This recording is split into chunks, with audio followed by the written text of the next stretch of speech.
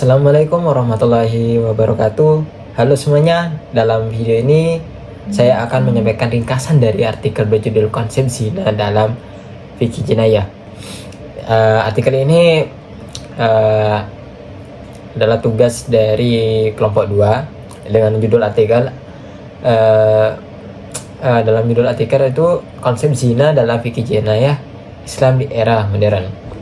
Nah, artikel kali ini itu mengkaji bagaimana Islam memandang zina, hukuman yang ditetapkan, serta bagaimana relevansinya di zaman modern.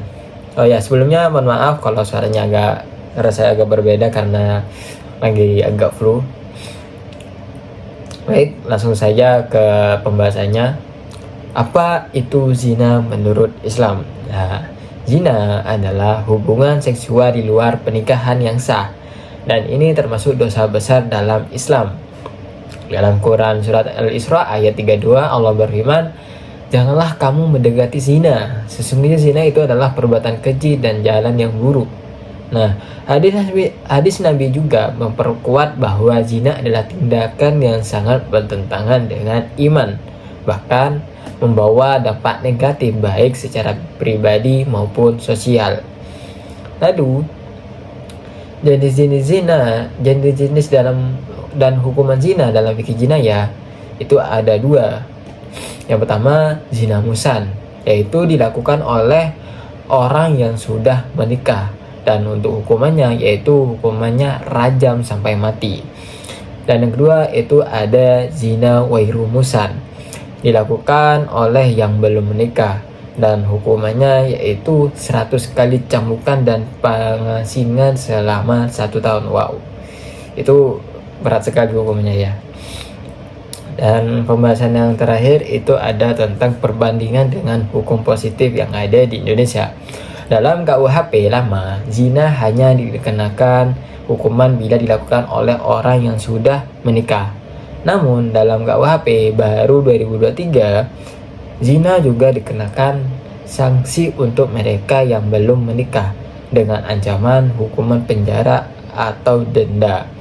Perbedaan besar lainnya adalah fikih jinayah memerlukan 4 saksi laki-laki yang melihat langsung, sementara KUHP bersifat delik aduan, artinya hanya bisa diproses jika ada laporan dari pihak tertentu.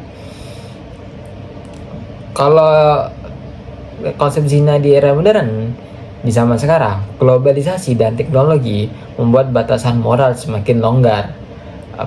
Contohnya seperti aplikasi kencan, media sosial, pornografi, hal tersebut itu memicu peningkatan perilaku seksual bebas. Bahkan beberapa pemikir modern mencoba menafsirkan ulang hukum zina agar lebih fleksibel. Namun Islam tetap konsisten. Zina adalah dosa besar. Bagaimanapun dirubah, tetap zina itu adalah dosa besar. Pertanyaannya adalah bagaimana menerapkan syariat ini dalam masyarakat modern tanpa kehilangan nilai inti Islam. Jika saya simpulkan dari pembahasan yang telah saya sampaikan, zina dalam Islam adalah kejahatan serius yang hukumnya sudah sangat jelas. Yang pertama nih, dilarang keras dalam Al-Quran dan hadis.